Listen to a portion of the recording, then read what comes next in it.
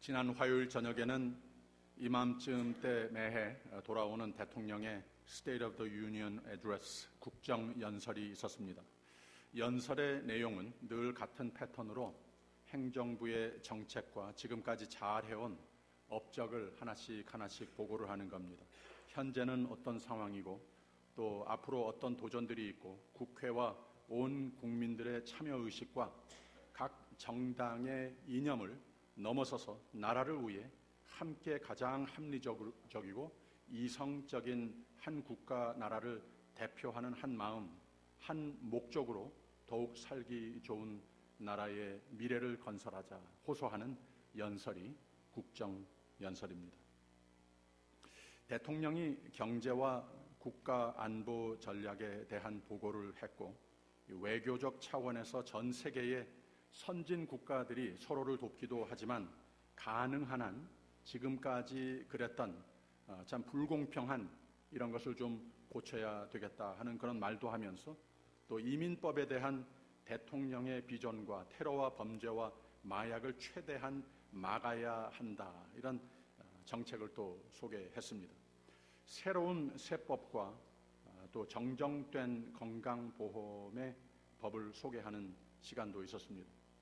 이 모든 나라 운영에 대한 정책은 여기저기 정당 차원의 찬반의 반응들이 있었지만 이런 말을 나중에 가서는 하셨어요. 이 국회, 우리가 국회라고 하는 모임이 어떤 모임인지 분명히 짚고 넘어가자.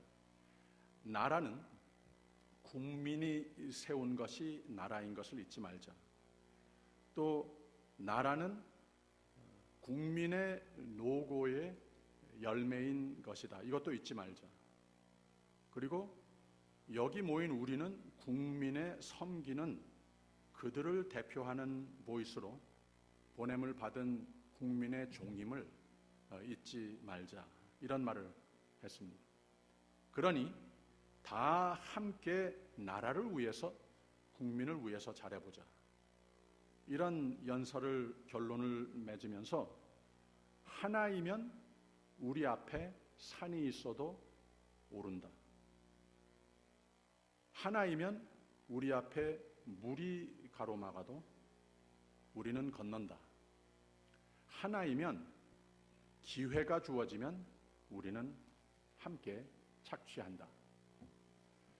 그런데 이 1시간 반 동안 긴 연설 중에 가장 자극적이며 국회와 TV로 관람하는 국민들에게 가장 자극적이었던 부분들은 사실 국정과는 별로 상관이 없는 몇몇 그 자리의 게스트 인물들의 소개였습니다.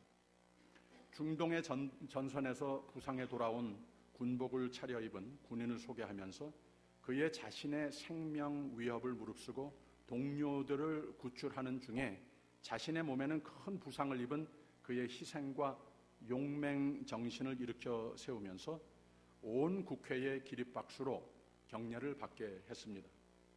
하리케인 하비 피해자들을 이 구출 작업을 위해서 나선 미 해군의 어느 여 헬리콥터 조종사도 그 희생 정신으로 온군 하루 반을 쉬지 않고 구출 작업에 오직 생명을 하나라도 더 구해야 한다 하는 영웅적인 액션을 나라와 국민들의 자랑이라고 소개를 했습니다.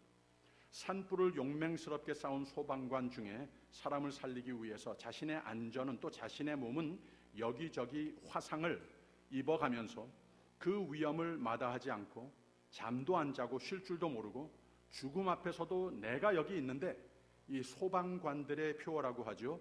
Not on my watch 하면서 내가 여기 섰는 한 아무도 다치지 않는다 하면서 끝까지 기진맥진하다가 결국 자신이 쓰러질 때까지 난 호흡이 있는 한 사람 살리는 이 일하는 사람이다라고 하는 뜨거운 소명감과 희생 정신을 보였던 이 사람도 그 자리에 게스트로 초대를 받았습니다.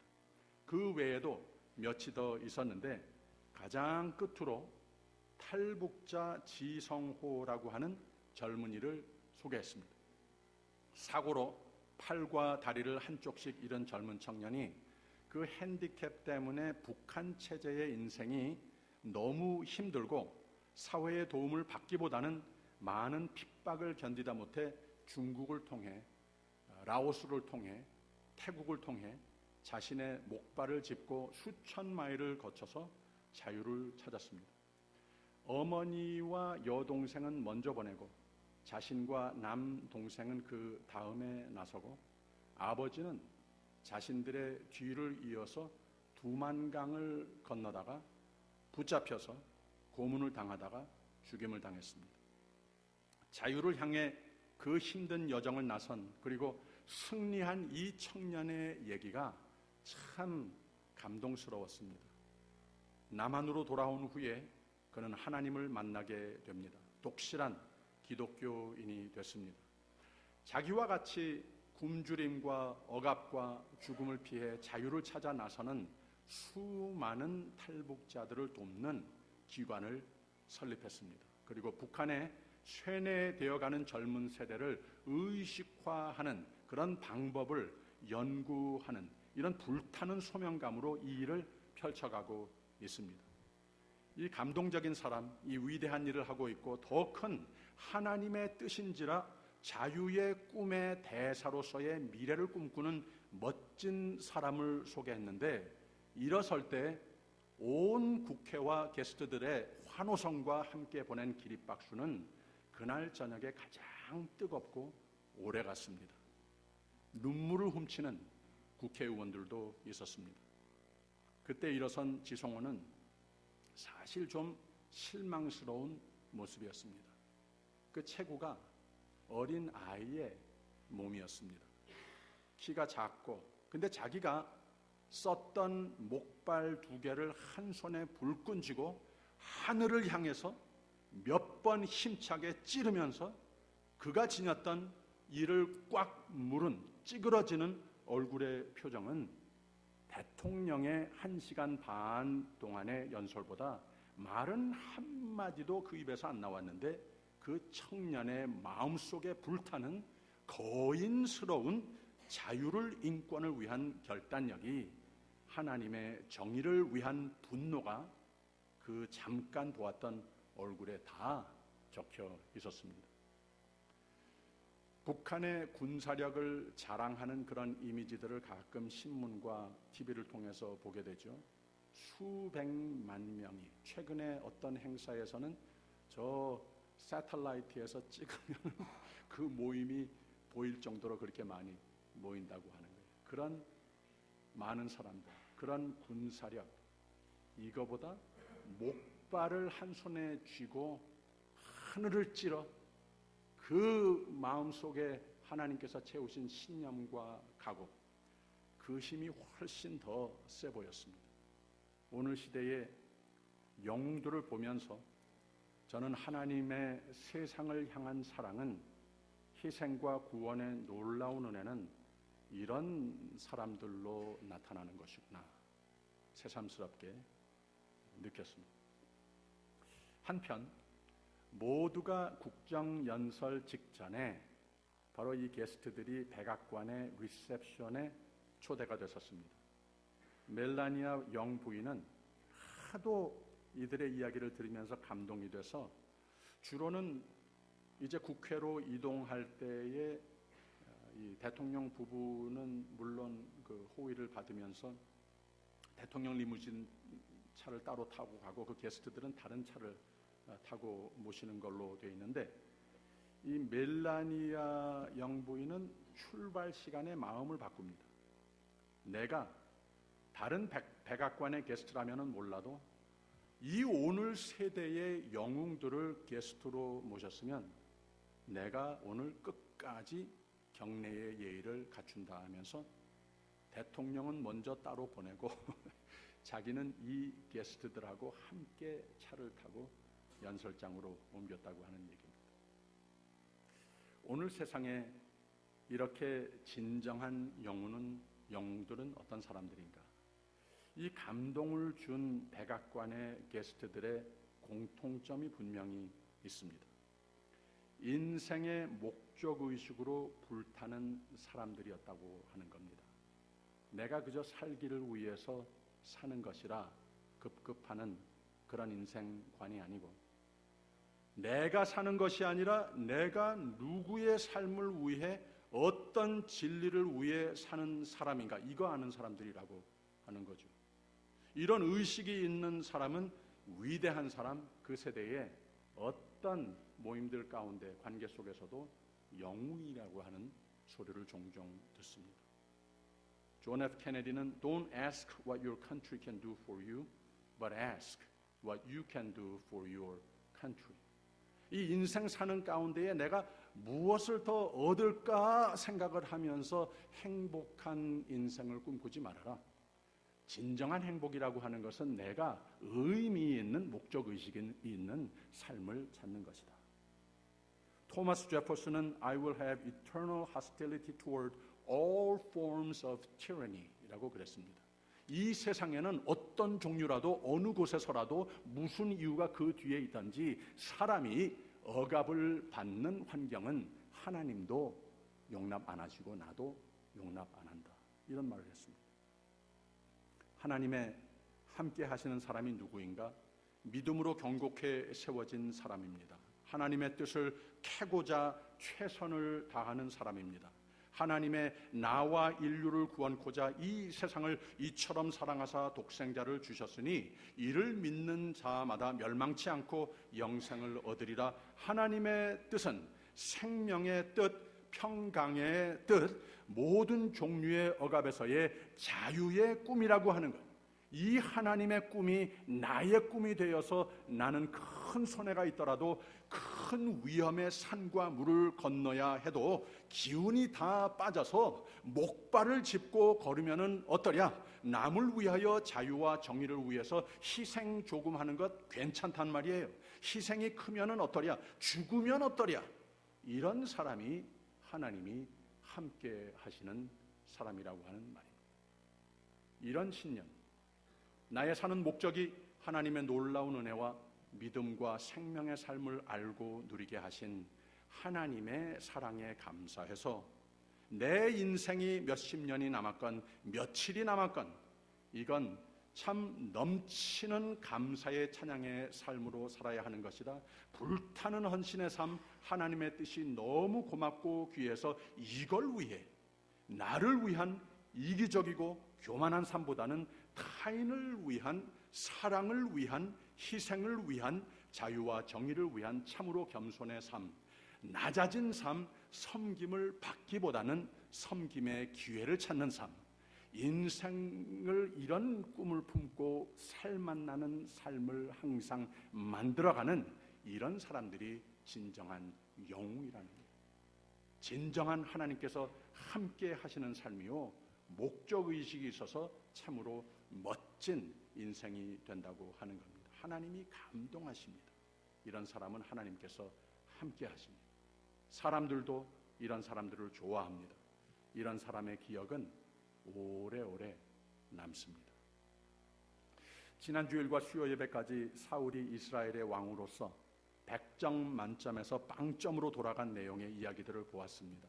왕감으로 모든 것을 다 갖추고 게다가 겸손하고 자신은 생각 안 하고 오직 하나님의 영으로 충만케 채우기만 바라서 하나님 마음에 들고 백성들, 제사장 마음에 들었던 사무엘은 변치 않아야 되는 것이다 하는 경고도 들었는데 2년이 지나는 가운데에 자신도 하나님을 오직 의존하고 백성도 오직 의존했던 마음이 믿음이 자신이 갖춘 군사력과 리더십, 자신의 지혜에 의존하는 마음 상태로 바뀌었습니다. 내가 사는 목적의식을 잃었습니다. 나밖에 몰랐습니다. 하나님께서 원하시는 그런 모습으로 열매를 맺지 못했습니다. 블레셋과 전쟁을 준비하는 가운데에 자신도 무서워서 불불 떨고 백성들이 다 무서워서 도망가고 숨는 모습을 지난주 보았습니다. 벌써 당신 백성입니다 했던 백성들의 마음이 바뀐 겁니다. 이런 하나님 순종의 모습에서 자신 의존, 교만의 모습이 보기 싫어서 사무엘 제사장은 사무엘을 떠났다라고 그랬습니다.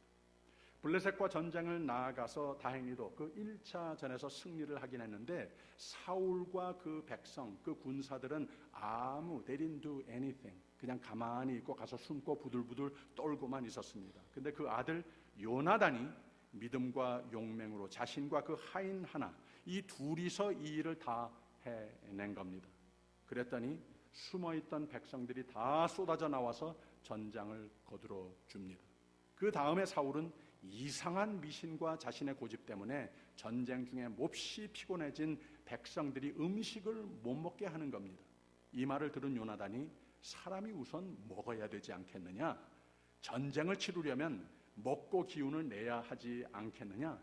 그런 율법이 무슨 소용이 있느냐? 그 아버지의 사울의 법령을 어깁니다. 이 아버지는 그냥 지나갔었더라면 좋았을 것을 자기 자신이 내가 내린 법령인데 내가 왕인데 이런 고집을 부리면서 아들 요나단을 죽일 뻔까지 합니다. 다행히 백성들이 요나단을 살려줍니다. 왕이여 해도 너무하십니다. 이 요나단이 어떤 사람인데 요나단이 한 일은 우리나라를 구원한 일밖에는 없습니다. 그리고 여기 덧붙여 하는 말이 요나단은 하나님께서 동사하는 사람이었습니다. 하나님께서 함께하는 사람입니다. 이렇게 말을 합니다. 사울을 밝히지는 않지만 사울 당신 왕께서 그런 분이었었는데 이제는 아닌 것 같습니다. 오히려 요나단과 함께합니다. 이런 말까지 하는 겁니다. 그 다음에는 아마 하나님 입장에서 사울은 제쳐놓았지만 요나단과 백성을 인정해 주어서 전쟁마다 나가서 다 승리를 거두게 합니다. 그 다음에 아말렉 전쟁에 나가서 하나님의 뜻을 또 한 번 어기게 됩니다. 분명한 경고이자 사울이 이 전쟁에 나아가서 이기게 될 텐데 그 약속까지 해주는데 거기에서 바로 그 아말렉 사람들의 그 재산을 착취해 가지고서 오면은 안 된다. 다 두고 돌아와야 한다. 분명히 하나님의 뜻이 알려졌는데 사무엘이 그렇게 사울이 그렇게 안 했습니다. 사무엘이 속이 상했습니다. 처음에 참 사랑했던 젊은 청년이었거든요. 하나님의 마음을 알거든요. 후회하시는 거 알거든요. 그 사울을 버렸다는 거 알고 있거든요. 근데 이 사무엘은 사울을 아직까지도 좀 살려주고 싶은 마음이 있어서 밤새 동안 하루는 하나님과 변론을 합니다. 하나님은 나는 버렸다 하는데 밤새 동안 사무엘은 그래도 살려줄 길 없으십니까? 부탁을 합니다. 애원을 합니다. 그 다음 날에 사무엘이 사울을 찾았는데 자신의 기념비를 세웠다고 하는 소문이 도는 거예요. 그래서 이야, 참 이 사람 너무하다.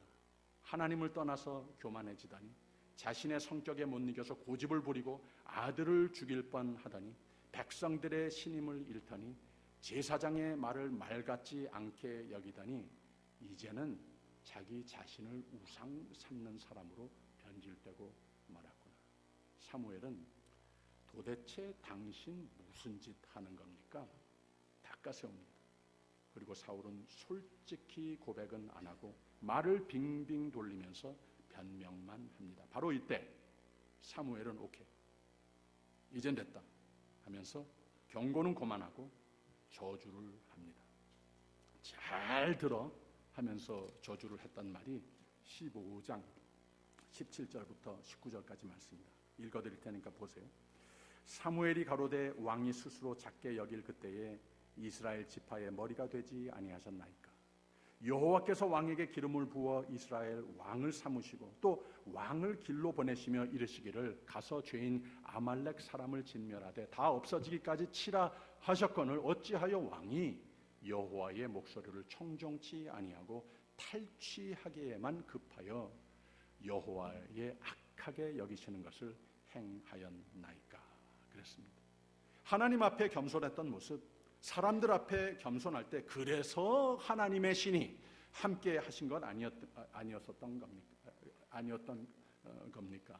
이렇게 도전을 하고 있는 겁니다. 그래서 다 잘 됐던 걸 아닙니까? 하나님을 버리지 말라고 그러지 않았습니까? 당신이 하나님을 버렸습니다. 그래서 하나님도 당신을 버린 겁니다. 함께 안 하십니다. 사울은 끝까지 진정한 고백과 회개는 안 합니다.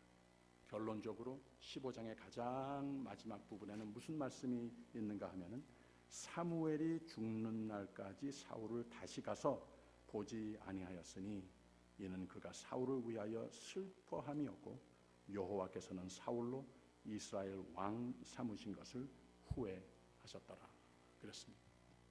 이후로 계속해서 사울은 점점 더 마음이 괴로워지고 바로 여기 16장에 들어와서 우리가 오늘 읽은 말씀의 마지막 부분에 여호와의 신이 사울에게서 떠나고 여호와의 부리신 악신이 그를 번뇌케 한지라 그랬습니다. 나중에는 참 점점 안 되고 자기 자신도 아예 사람이 미쳐버리고 자기의 주위에 있는 사람들 나라 아무 상관 하나님은 잊어버리고 하나님의 영도 떠나시고 아주 참 비극적인 인생의 종말을 맺게 됩니다. 사울은 끝까지 하나님께서 나를 어떤 사람으로 만들어 주셨는지 내가 하나님 앞에서 나에게 이 왕의 위치를 세워준 그 백성 앞에서 어떤 겸손한 낮은 자세로 섬겨야 하는지 이것을 다 잊은 사람이 되고 말았다고 하는 말입니다. 사울은 사람들로 크게 기뻐하는 사람이 이제는 아니었습니다. 슬퍼하는 사람이 되고 말았습니다. 하나님도 후회하는 사람이 됐습니다. 그리고 사무엘에게 마저도 그렇게 슬퍼하지 말라 하고 말씀을 하십니다.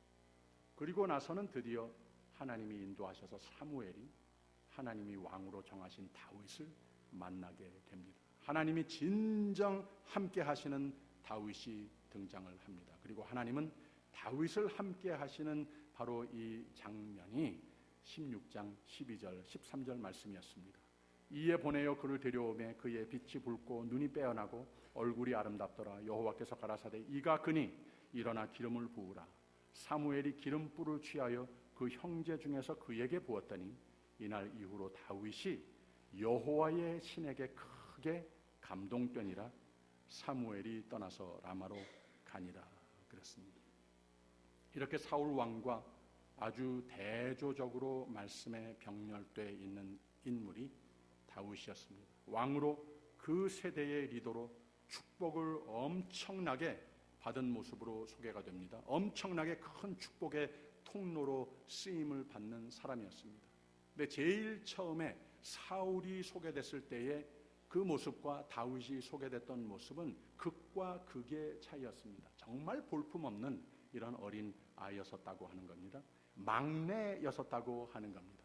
왕감을 찾으러 왔다고 하니까 그 아버지가 아들들을 쫙 줄을 세워서 소개를 하는데 막내 다윗은 너는 나가서 그냥 양을 치고 여기 없어도 된다 할 정도로 막내, 가장 약하고 뭘 잘 모르고 지도력도 없고 모두가 제쳐놓은 아무도 잘 모르고 상관도 안 하는 왕감은 고사하고 내놓을 만한 존재가 전혀 아니었었다고 하는 거예요. 근데 하나님의 기준으로는 어느 세대에나 하나님이 쓰실 하나님의 기준으로는 왕감이더라고 하는 겁니다. 16장 7절에는 이런 말씀을 하신 적이 있어요. 사울을 두고 여호와께서 사무엘에게 이르시되 그 용모와 신장을 보지 말라. 내가 이미 그를 버렸노라. 나의 보는 것은 사람과 같지 아니하니 사람은 외모를 보거니와 나 여호와는 중심을 보느니라 그랬습니다. 마음이 중요하다고 하는 겁니다. 다윗이 왕감이었더라고 하는 말입니다. 왜 그렇습니까? 나중에 보면 우리가 계속 공부하겠습니다마는 물론 부족한 것, 죄스러운 것 많았습니다. 어쩌면 사울보다도 더 크고 부끄러운 죄도 지었습니다. 그러나 다윗은 믿음의 사람이 돼서 믿음의 정의를 올바로 알고 있는 사람이었습니다. 여호와는 나의 목자시니 내게 부족함이 없으리로다. 자신이 부족하고 죄인인 것, 자주 남보다 더 보잘것없고 나약한 부족한 죄인인 것을 다 알았습니다. 다 인정했습니다. 그리고 늘 회개로 겸손으로 충의로 또 충의로 하나님 앞에 돌아오는 사람이 되더라고 하는 겁니다. 내가 아니고 하나님의 은혜라고 하는 겁니다. 이렇게 하나님 앞에도 사람 앞에도 성실을 우선으로 삼는 삶이 되더라고 하는 거예요.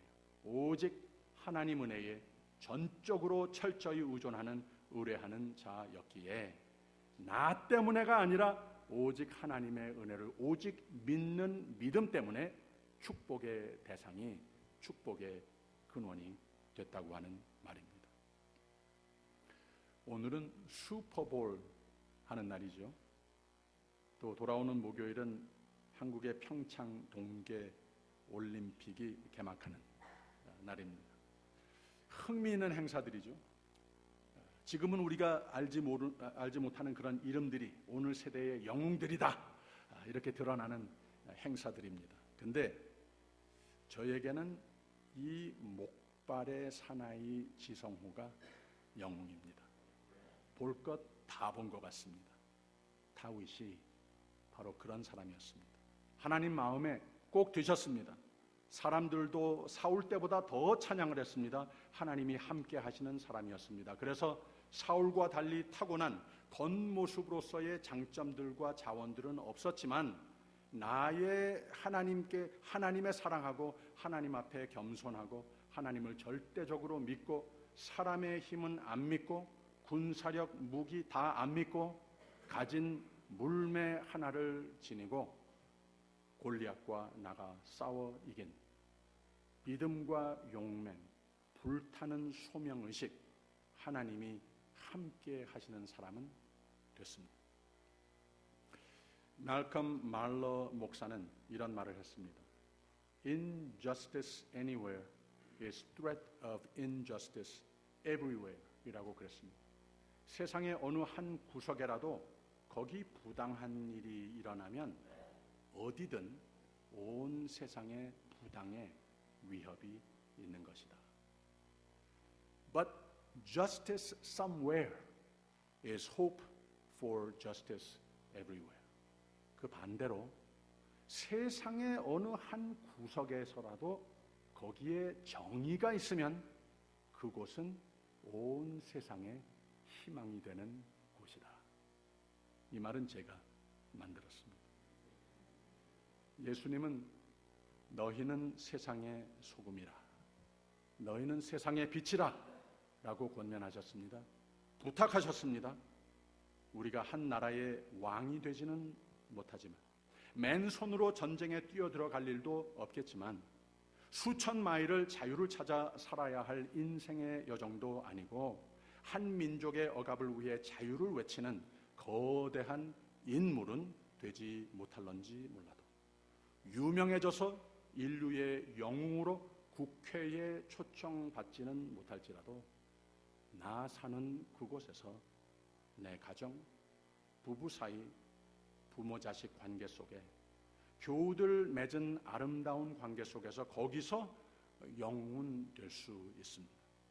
또 교회에 부탁하시는 하나님의 시대적 비전으로 전도와 선교에 앞서며 사회 복지를 위해 교회의 담을 넘어 하나님은 우리에게도 너희는 세상의 소금이라, 너희는 세상의 빛이라 부탁하시는 겁니다. 하나님은 오늘 어떤 사람을 찾으시는가? 누가 영웅인가? 하나님은 하나님 앞에, 사람 앞에 겸손으로 섬기는 자를 찾습니다.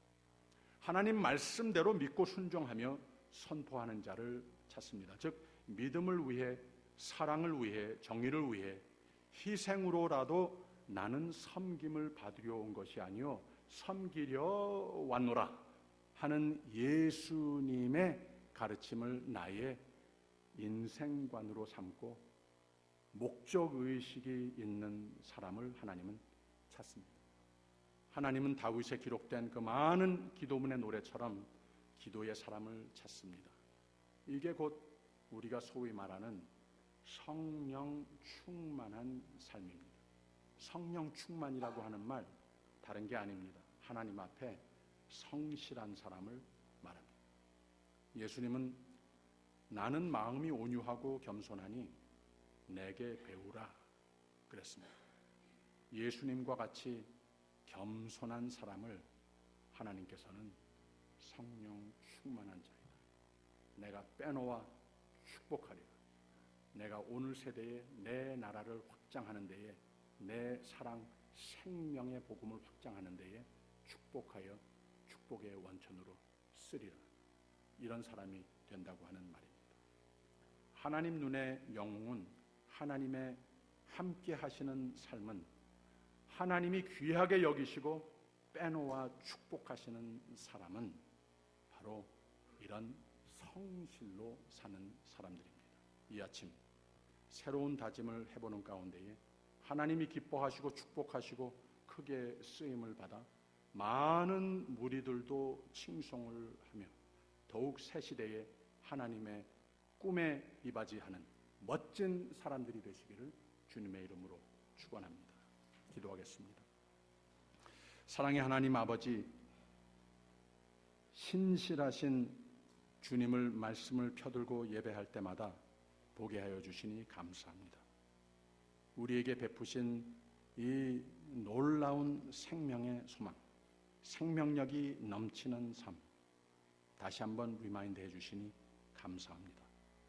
주님을 만나는 그날까지 참으로 승리하는 보람된 인생이 되기 위하여 예수께서 나를 본받으라 한 예수 그리스도의 성품, 나의 마음을 채우게 하여 주시고 내 겉모습으로는 예수 그리스도의 사랑의 흔적이 많이 나타나는 삶이 되게 하여 주시옵소서. 어디에서든 누구와든 하나님 앞에 성실한 종으로서 승리하게 하여 주시고 모든 이에게 하나님을 보여줄 수 있는 복된 삶으로 열매 맺게 하여 주시옵소서. 예수님 이름으로 기도하옵나이다. 아멘.